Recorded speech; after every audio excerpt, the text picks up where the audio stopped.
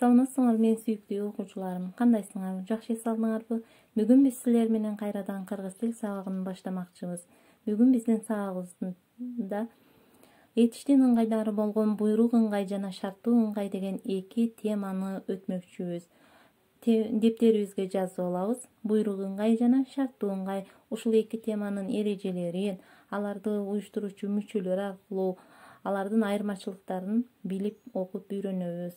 Демек, буйрук ыңгай ишти аткаруу үчүн сүйлөп жаткан адамдын үч жактын бирине берген буйругун, сунушун, өтүнүчүн билдирген этиш сөздөр буйрук ыңгай деп аталат.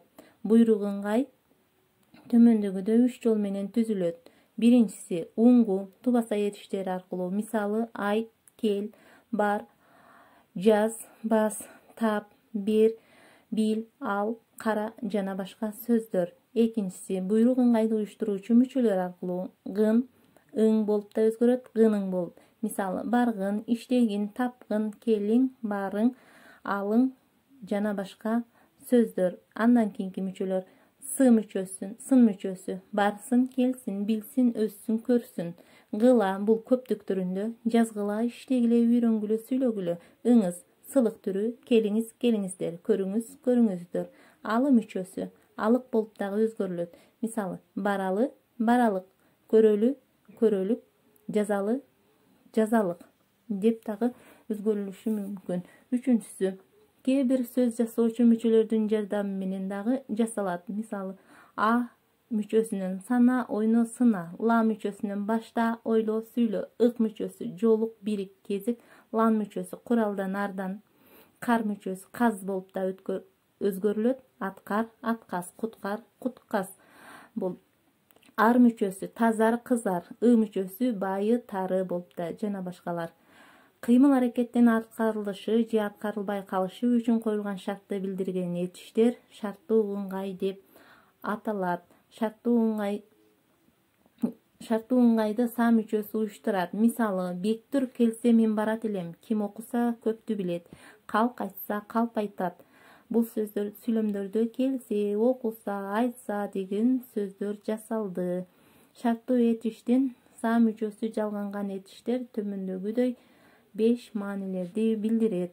Мисал үчүн, биринчиси шарттын маанини билдирет. Жаан жааса биз барбай калабыз. Экинчиси мезгилдик маанини.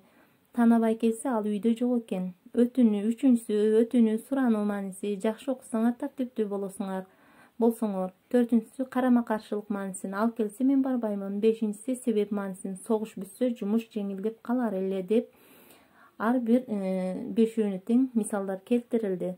Шарттуу ыңгайдын са мүчөсүнөн кийин жак мүчөлөрдүн кыскарган түрү улана берет. Бизде кыргыз тилинде 3 жак бар. Биринчи, экинчи, үчүнчү жак. Мына жогоруда мисалдар келтирдим.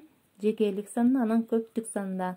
Биринчи жакта мен окуйм, биз окуйбуз болот көптүк түрүндө.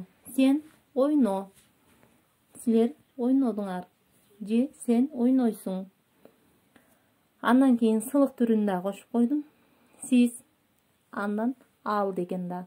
Балдар, бүгүнкү үйгө тапшырма силер үчүн ушул баяндагыч, буйрук, шарттуу ыңгай үчөөнө төмөндөгү сөздөрдү бөлүштүрүп жазасыңар. Мисал үчүн, келсе бул са мүчөсү менен жасалып, шарттуу ыңгайга жазабыз. Баргын бул баргын деп буйрук берип атат. Буйрук ыңгайга бөлүп жазабыз. Демек, окуйт деген бул баяндагыч ыңгайда.